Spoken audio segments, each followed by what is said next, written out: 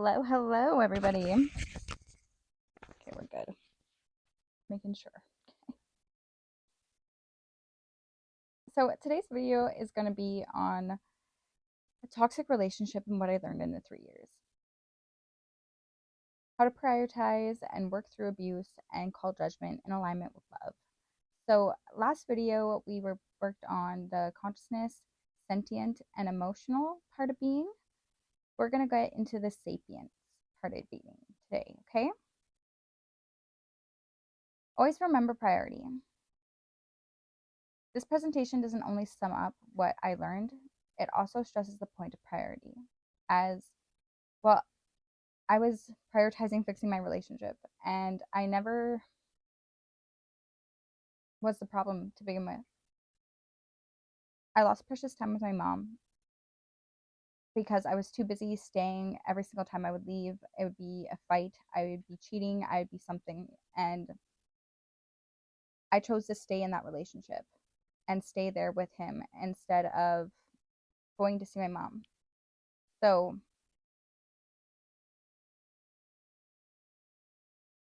never underestimate how precious time is. Let my hard pill to swallow be the reason that you don't have to. Because those who mind don't matter, and those who matter don't mind. I'll play you guys a short clip. This is what I could have been doing. Although, we'll get to this at the end.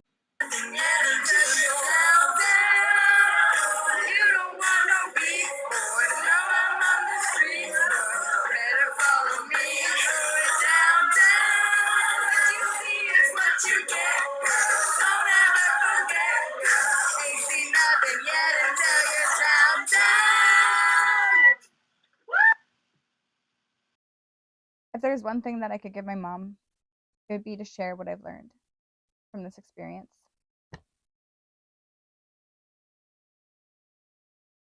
Finding yourself within unhealthy attachments.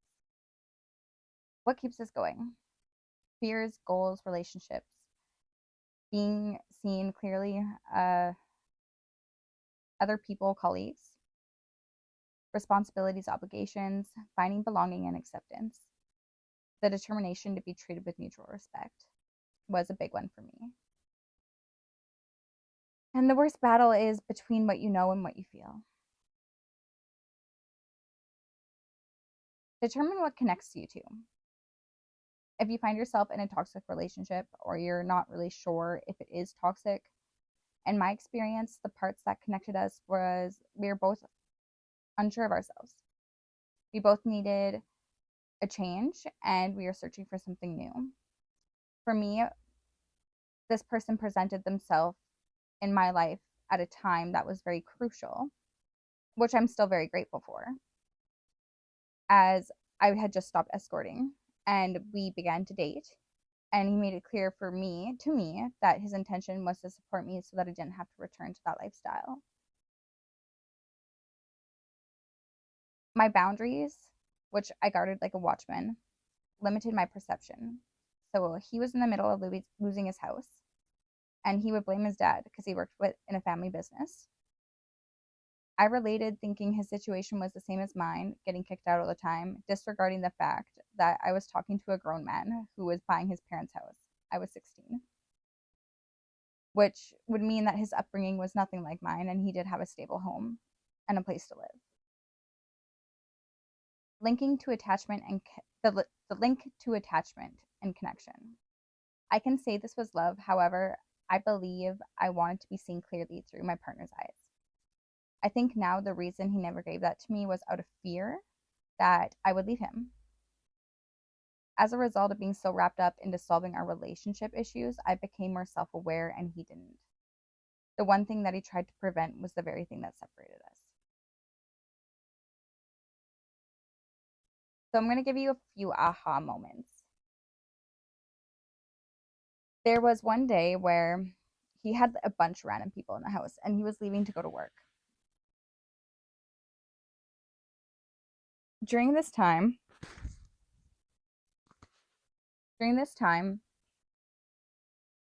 I had asked him to get everyone to leave, and he disregarded what I had to say, said, no, everything is fine. There was a girl there who she knew how upset I was with him, and I had all these strange people in the house. She convinced me to go for a walk. So we went for a walk to 7-Eleven, and upon coming back, his flat screen, his PS4, his sound system, everything was gone. And all I got from that was, oh, I don't think you were involved. I don't think you were involved. But he would constantly bring it up to say things that he's been through with me later on in fights. When I had asked him to get everyone to leave that day, that morning. A second aha moment for me was when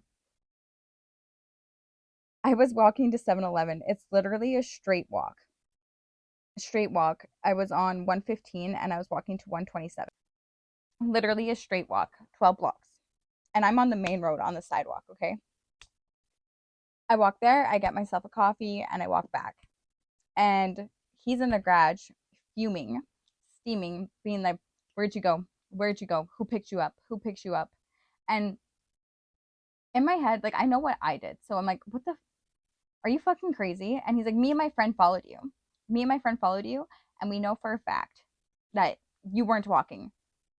And all I could think in my head in that very moment was, how stupid do you have to be to lose someone walking straight?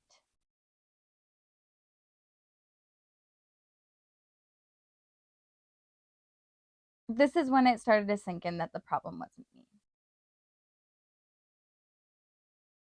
So, how do you know if it's your ego or your intuition? Your ego wants you to stay in a loop, repeating the same cycles over and over again. This is what feels comfortable, safe to the egoic mind, since that's all it knows. I would say anything that is a repeated pattern, it doesn't necessarily have to feel comfortable and safe, but it feels like a loop. And the spiral, your intuition, calls you to make gradual changes in your life that leads towards ongoing evolution, development, and transcendence. Pure consciousness can see past the repeating cycles of the mind and urges you to move beyond what you think you know. Trauma bonding, authentic bonding. Fix, save, validate my existence. Learn to see and hold space for all of me. Chaotic, unpredictable roller coaster of emotions. Safe, consistent, and insightful. My relationship mirrors the pattern of my childhood experiences. My relationship is based on freedom, accountability, and mental peace. I betray myself and all of my needs to receive love. I work to meet and own needs first. I work to meet my own needs first. You complete me, you enhance who I am. This is the difference. Types of jealousy. I think it's Piffier, Perrier,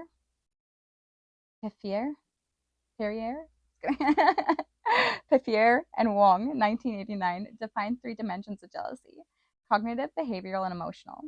Cognitive jealousy pertains to an individual's thoughts, concerns, and suspicions regarding their partner's actual or perceived connection with a rival. This is usually followed up with behavioral jealousy, and that's manifested through actions individuals will take to manage their suspicions, like him following me and his friend following me and losing me. The actions encompassing questioning their partner's whereabouts, making unexpected visits, inspecting their belongings. I had all of that. And on top of that, hacking my accounts, creating false accounts to flirt with people, and then getting mad at me because he was flirting with people acting like me. Jealousy of an emotional nature involves a responsive emotional reaction to an actual or perceived danger to a relationship. The emotional response includes adverse feelings of anxiety, unease, anger, fear, sorrow, guilt, sexual arousal, or envy. Cultural jealousy refers to the specific manifestations of jealousy within the context of cultural norms, beliefs, and practices. It encompasses the ways in which jealousy is expressed, perceived, and addressed within different cultural frameworks. Cultural factors such as gender roles, societal expectations, and relationship dynamics can influence the intensity and expression of jealousy within a community. we're going to talk about isolating concerns, calling judgment, sound decision, and some sound decision making. We're going to go evidence based, not emotional based. And in this diagram right here, you can see that we have an objective versus subjective mindset. We're going to stick to an evidence-based approach, sticking with the objective mindset. And we're going to work through the subjective mindset, staying in the objective mindset. It will be individual for everybody. I'm going to go over a few things that I no longer allow and how I came to that conclusion as an example of others wanting to build healthy dynamics within themselves and in their relationships. This approach is for anyone finding themselves back where they started time and time again. If you're wondering if change is possible or if you're just beating a dead horse, finding yourself in the same perpetual loop of argumentation and you just can't seem to get past it. Relationship dynamics. I do not tolerate at all anymore. Arguments based off experiences, not behaviors. Beating a dead horse. Nothing is possible for change. You solve behaviors by acknowledging insecurities and values for a mutual desired outcome. Look for solutions without blaming or believing your partner intentionally wanted to trigger you. Naturally, we want to embrace and encourage our partner for who they are. So by doing this, we're not restricting nor limiting them. Things that I don't tolerate: communication with threats of breaking up, blaming, name calling, gaslighting, jealousy that can't be worked through, unhealthy competition, control using mental, emotional, or physical tactics, or abuse of the three. Moreover, dismissing one another's feelings and ways of thinking, double standards, or anything of an unequal nature. As a relationship progresses and a bit more complex, lack of transparency. Keeping in mind, the things above have a spectrum of unhealthy assumed and healthy willingly given. Appropriate behavior and solutions. Things to keep in mind. These are general rules for success. Make sure you are safe. Build awareness around yourself. Make sure you're not a hypocrite. At the same time, don't fall into the accountability trap where you are told you're justifying your actions. So you take accountability for something you didn't do and you're never forgiven. If you're talking about a problem more than once, watch out to see if it's being weaponized towards you. Your reasons are not justification. Your reasons deserve to be heard, and as long as it's the truth and you're not blaming anyone, it's how a solution evolves. And it's the other's responsibility to know exactly what behavior triggered them and triggered that emotional response. If it's everything you do, then you're a walking trigger and you probably shouldn't be together. I mean, unless you're into that toxic kind of shit, then all the power to you. Act respectfully and boldly once you recognize a pattern. Again, I stress being safe. This will seriously provoke the demons inside a person. You're backing them into a corner and making them face themselves. Expect to be attacked and put the armor of God on your eyes, ears, and mouth and body. Attacks can be verbal or physical, so don't be surprised and always back down if things get out of hand. Last, but definitely not least, your golden key for success here. You get to be firm. You can be rocky, but you're only reinforcing to them that what you say means nothing. And if you truly want them to know that you mean business, you will be firm and say what you mean the first time. And if you want to know someone's real intentions, you will give them 3 chances prior to making a final judgment call. 1 for you, 1 for them, and 1 more just to make sure. I know this works, so if you stand for truth, you got this. And may God guide those who are ready. Thank you for watching. And a couple more things that I'm going to add at the end, but you don't have to stick around for this part. A couple things I would have done differently. Accept something within myself is broken. This is called loving through detachment. Taking myself seriously and say goodbye with both of us having a sense of dignity. Difficult dynamics can leave you feeling like you're suffering, a victim that nobody helps, not even yourself. In my situation, I wonder if I could have been more understanding to my dad's alcoholism. Did I deny access to time with my mom prior to this relationship?